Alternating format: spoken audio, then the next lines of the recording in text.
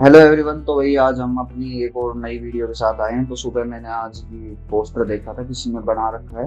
बहुत अच्छा लगा मुझे ये पोस्टर देख के कि भाई इस फिर मुझे ये हुआ कि इसको बना के देखते हैं। तो इसको बनाने के लिए मैंने पूरा प्रोसेस को टाइम लैप्स में रिकॉर्ड करा है। तो मैं आपको ब्रेक डाउन बता देता हूँ कैसे कैसे इस चीज़ को मैंने क्रिएट किया। मुझे ये पोस्ट बहुत अच्छी लगी थी जिसने ये बनाया था, तो इसी को रिक्रिएट मैंने करके देखा है। तो आप उसको देख सकते हो कि मैंने क्या रिक्रिएट किया है।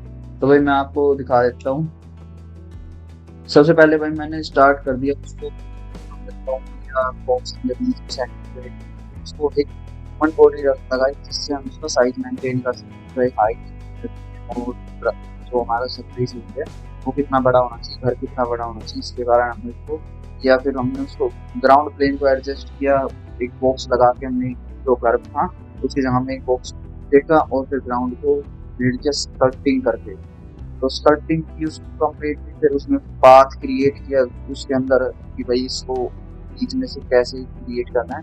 तो स्कल्पटिंग वैसे देखो मुझे आती नहीं, मैंने तो पहली बार ट्राई की ब्लेंडर के अंदर स्कल्पटिंग कर, मैंने कभी स्कल्पटिंग करी नहीं। तो उसको किया, फिर उसको करने के बाद में हमने उसका जो रास्ता था वो रास्ते के ऊपर अलग टेक्सचर होना था, तो उस रास्ते को दोबारा से क्रिएट करना पड़ता।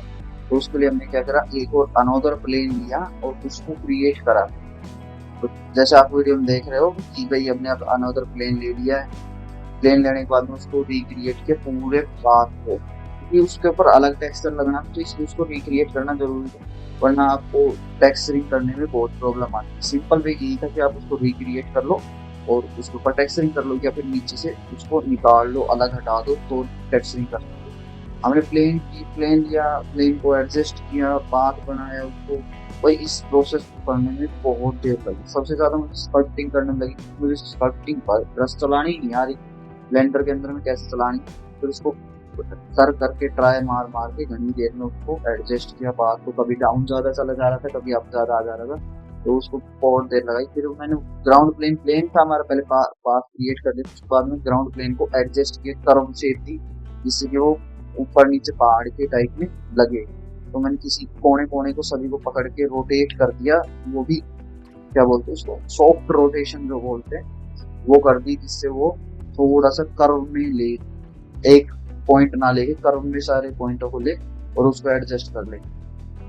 फिर प्लेन को थोड़ा सा एडजस्ट किया। फिर हमने जो हमारा ग्राउंड था उसको स्मूथ किया और भी, क्योंकि वो हार्ड रहेगा जितना उतनी प्रॉब्लम रहेगी, उतना ही वो फिर दिक्कत करेगा। उसको फिर हमने स्मूथ किया और स्कल्पटिंग फिर दोबारा करी। सबसे ज्यादा टाइम लगा मुझे ये पाथ बनाने के अंदर, पाथ क्रिएट करने में मुझे सबसे ज्यादा टाइम लगा पूरे दिन में, कि भाई इसको पाथ को कैसे क्रिएट करना है कैसे नहीं। बार बार स्कल्पटिंग करना देखो है मुश्किल, थोड़ा सा मुश्किल पड़ता है, पर एक बार हो जाए तो इजी पड़ता है, पर है थोड़ा सा मुश्किल टॉपिक मेरे लिए। तो ऑब्वियसली बात है, सबसे पहली बार ट्राई मार रहा हूँ तो मुश्किल है। फिर मैंने जो प्लेन बनाया था बीच में, जो अलग पाथ दिया था, उस पाथ को भी थोड़ा थोड़ा स्कल्प किया, क्योंकि पाथ बिल्कुल प्लेन था हमारा, प्लेन कभी पाथ होता नहीं, तो उसको थोड़ा थोड़ा एडजस्ट किया, स्कल्प किया, हल्का हल्का रोटेट किया, सॉफ्ट वो की क्या नाम है, जो पॉइंट ऑफ हिलाना होता है सॉफ्ट, उसमें क्या बोलते हैं उसको, सॉफ्ट सिलेक्शन लेके, हाँ सॉफ्ट सिलेक्शन लेके उनको हिलाया कि भाई इसको इस तरफ मोड़ूंगा तो थोड़ा सा कर्व बन जाएगा पाथ के ऊपर। क्योंकि देखो पाथ एग्जैक्टली सेम प्लेन नहीं हो सकता कभी भी, और खासकर उसमें नहीं हो सकता जिसमें हम इन्वायरमेंट बना रहे हो, और इन्वायरमेंट वो भी किसका, क्या नाम है, जंगल का कोई सीन हो। इन्वायरमेंट भाई रोड वगैरह है, बाहर का सीन है, तो मान लीजिए कि प्लेन हो सकते हैं, बट आप बना रहे हो जंगल का सीन, उसमें प्लेन होना तो पॉसिबिलिटी ही नहीं होती कि वो प्लेन हो जाए किसी तरीके से। फिर थोड़ा सा आगे का जो एरिया था मैंने उसको चेंज करा, उसको थोड़ा बाद में दोबारा स्कल्प्ट करा, क्योंकि वो हाइट कम थी उसकी, प्लेन नीचे ज्यादा था वो, तो उसको कर दिया। उसके बाद में मैंने उसमें एडजस्ट किया कैमरा, हमने कैमरे की एडजस्टमेंट की, फिर कैमरे को लॉक कर दिया और कैमरा देखा कि भाई किस तरह से लगाना है उसको। उसके बाद में मैंने उसमें ना वो करा, क्या नाम है, क्या बोलते हैं इसको, स्कैटरिंग करी। स्कैटरिंग करी क्योंकि ग्रास वगैरह मैंने उसके ऊपर एडजस्ट करी, वो हमने करा जी स्कैटर से। ये आसान था जी स्कैटर से करना, और उसको फिर वेट पेंट करके हमने उसको एडजस्ट कर लिया कि भाई हमें यहाँ यहाँ वो चाहिए, और उसको एक परफेक्ट वे में उसको क्रिएट किया, डेंसिटी उसकी इंक्रीज करी। भाई डेंसिटी जैसे उसकी इंक्रीज करी तो सॉफ्टवेयर क्रैश मारने लग गया बहुत बार। फिर कोशिश करें, फिर तो उसका एक प्रोसेस होता है। क्या होता है कि भाई जैसे आप मान लो आपको परफेक्ट कि भाई हमें अब ये चाहिए, इतनी हमारी ये परफेक्ट होगी कि हमें इसके बाद में नहीं परमिशन चेंज है, तो उसमें क्या करो कि उसको उठाओ और हाइड कर दो, व्यू पोर्ट में ना दिखाओ उसको, फिर रेंडर में रखो, जिससे हमें ये रहे कि भाई हमारा व्यू पोर्ट इजीली वर्क कर जाएगा और हम और काम उन पे कर सकते हैं। नहीं तो स्कैटरिंग के बाद में व्यू पोर्ट इतना हैवी हो जाता है कि हमारा सॉफ्टवेयर बार बार क्रैश करता है। अब पता नहीं भाई मेरा कंप्यूटर स्लो है या क्या है, पर मेरे कंप्यूटर में 8 GB का ग्राफिक कार्ड लगा हुआ, वो भी 4060 का, एनवीडिया का RTX 4060 लगा हुआ, फिर भी पता नहीं क्यों स्लो कर देता है वो स्कैटरिंग करने के बाद। इसलिए फिर मैंने एक ही सॉल्यूशन देखा उसका, वो है कि भाई आप उसको लो और उसको हाइड कर दो, सिर्फ रेंडर के अंदर देखो, उसको व्यू पोर्ट में हाइड कर दो, जिससे वो दिक्कत ना करे। तो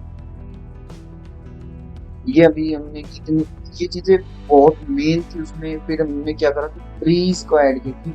हमारे एलिमेंट क्या है थे भाई, ग्राउंड प्लेन को एडजस्ट करना, फिर हमें वो हट लाना, उसके बाद में हमें ट्री एडजस्ट करना, फिर हमें कैमरे की सेटिंग्स करना, और फिर हमें बैक में इन्वायरमेंट जो हमने स्काई का लगाया वो लगाना और रेंडर निकालना। ये हमारे कुछ बेसिक प्रोजेक्ट्स थे।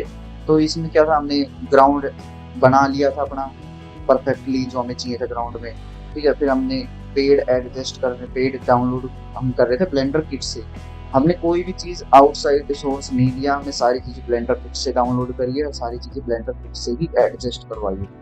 जैसे एक जी स्कैटर का यूज किया था स्कैटरिंग करने, क्योंकि भाई मुझे नोड बेस चलाना बहुत कम आता है अभी ब्लेंडर, तो मैं जी स्कैटर को यूज करता हूँ ज्यादातर स्कैटरिंग करने के लिए। ठीक है, तो उसके साइड में और एक बार ग्रास हमने जी स्कैटर से स्कैटर करी, उसके बाद में हमने उसमें फ्लावर सनफ्लावर जो थे वीडियो में आपको दिखेंगे, सनफ्लावर भी हमने उसको जी स्कैटर से स्कैटर करे और थोड़े कम करे, पर आगे आगे करे, पीछे की साइड नहीं करे, क्योंकि जो फोकस एरिया नहीं है उसमें स्कैटरिंग करने का कोई फायदा नहीं था।